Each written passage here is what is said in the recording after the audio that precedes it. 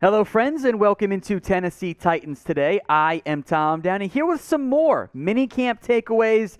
Nothing on Traylon Burks, I promise you. We're going to begin with some positivity on Chig Okonwko, who had himself one heck of a day on Tuesday. He is suddenly becoming one of the more hyped rookies of this year's class for Tennessee.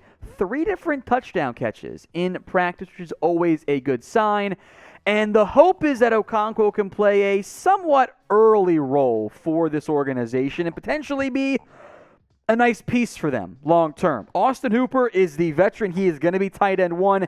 Jeff Swain can be tight end 2 or 3 as a good blocking tight end. The sooner Okonwko, if he can emerge, the better. It's also worth mentioning Tommy Hudson's banged up right now, allowing for more opportunities for Okonwko with some of the earlier members of this Titans quarterback depth chart.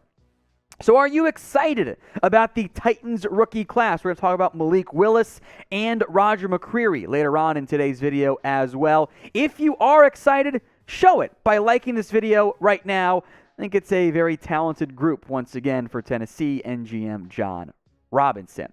Let's go to Derrick Henry, who is, of course, present at minicamp and looks like he's in fantastic shape to the surprise of nobody. He also said he feels good after his foot injury last year that just wasn't quite all the way right, I think, for him once he came back. He also, as we'll get into, said he's open to a contract extension with Tennessee. If you remember, there was a report from ESPN weeks/months ago now that said Tennessee was open to one to potentially bring down Henry's cap hit this year.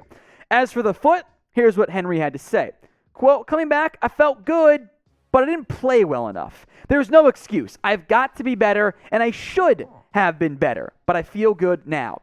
Henry last year, many running backs would love to have almost 1,000 yards and 10 touchdowns on 4.3 yards per carry. For Henry, it represented a regression that he hasn't seen in several years when he has been the most dominant back in the NFL, especially from a pure rushing perspective. Hopefully, the offensive line can hold up its end of the bargain, but the expectations do remain quite high for Derrick Henry. As for the extension, Henry is barely a top 5 highest paid back in the NFL. As we'll get into momentarily, I do wonder what the money would actually look like. But in a bubble, would you like the Titans to extend Derrick Henry? This is the pinned comment on today's video. So if you're watching and the YouTube ad break plays here momentarily, take advantage of it. While the ad plays, head to the pinned comment, type in Y for yes, or type in N for no. Now, an extension short term would bring down Derrick Henry's cap hit probably for this year and for next year. It would also add more guaranteed money, make it difficult to move on if he suddenly falls off a cliff from a production standpoint. I also wonder just how much Derrick Henry would want per year, because when he signed, it was honestly a bit of a team-friendly extension. It was less than the Ezekiel Elliott, Alvin Kamara, Christian McCaffrey money, but the salary cap's going up. Would Henry want more? And how much more would he want than $12.5 million? That discussion as to what the actual numbers would look like would probably heavily inform just how much Tennessee wants to do a new deal with King Henry.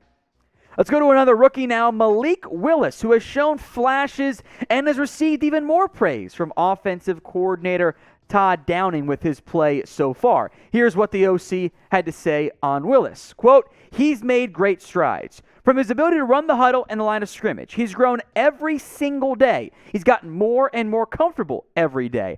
I really love where the chemistry of that quarterback room is. It's been fun to watch him grow each and every opportunity he gets out here on the grass." That's what I want, and I think what Titans and the Titans fans should want to have as well with their third-round rookie quarterback. You want to see signs of growth from Malik Willis. It's unrealistic to expect he suddenly becomes the franchise QB by week 1. That's not very realistic, but if he can show flashes and promise, you can groom and develop that as you move on the next year or even 2 years at the quarterback position. Now, if you want a Malik Willis jersey or a Traylon Burks jersey as well, our friends over at Fanatics have them available at chatsports.com/Titans jersey. That link will be in the comments section, and it will be in the description of today's video, pretty high up on both. That way you can just click shop and order your Titans rookie jerseys today. One more time, it's chatsports.com/Titans jersey. Let's go to a different receiver, not named Treylon Burks, who didn't practice again today. Josh Malone, who has repeatedly been making plays for Tennessee, and he is pushing very hard to go from an almost afterthought at the wide receiver room to making the 53-man roster. Malone has not played that much in his time in the NFL, 26 games with a grand total of 91 yards, not a great average, not much impact there. But he is pushing for a role. Now, you think about your quote-unquote roster locks, right? Robert Woods, Treylon Burks, and I think NWI, Nick Westbrook-Akina, is in that conversation too. That leaves anywhere from 2 to probably only 3 spots. I would say one of Kyle Phillips, who's the heavy favorite, and Mason Kinsey and Reggie Roberson make it as a return specialist. So there's 4. Racey McMath's special teams value helps him out in a way that Malone does not. He doesn't have much special teams value, and you'll want your receivers 4, 5, and 6 to be key cogs of your special teams unit, which could see, and this was the issue for Desmond Fitzpatrick last year, maybe only one of Malone or Fitzpatrick, if everyone's healthy, ends up making the 53-man roster for Tennessee. That is a back end of the position of the roster position battle that is certainly worth watching. We will check in on position battles later on in the offseason, since we've got minicamp wrapping up tomorrow, and then we're done with Tennessee. It's until training camp. So will Josh Malone make the roster? Type in R if you think he makes the 53, or you can type in P if he ends up making the practice squad. Jeffery Simmons next up here, and he, much like Burks, did not do anything again, of at least anything of note today at practice for Tennessee, but he did speak to the media and offered more insight than unavailable comments from Mike Vrabel. Says he's on a plan, and this is not about a contract, at least according to Simmons. Here's what he said, quote, "I'm here to play football. I have a team around me that handles my contract situation." He has no agent, by the way. "I am focused on training and getting ready for the season. I'm on a plan with Coach Vrabel and everyone else. As they said, I am unavailable to practice.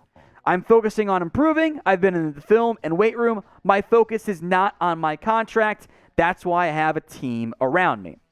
I would wonder if this was everyone in the room, Simmons, his team / camp, GM John Robinson, Mike Vrabel were like, hey, we're going to get to this deal in a little bit before training camp, so take it easy at minicamp. We know you're a stud. Don't risk anything. We'll get your deal done in between minicamp and training camp, or around training camp. That's my guess, but look, Vrabel could silence a lot of stuff by simply saying it's this as opposed to unavailable. It's so vague, and it gets the people going.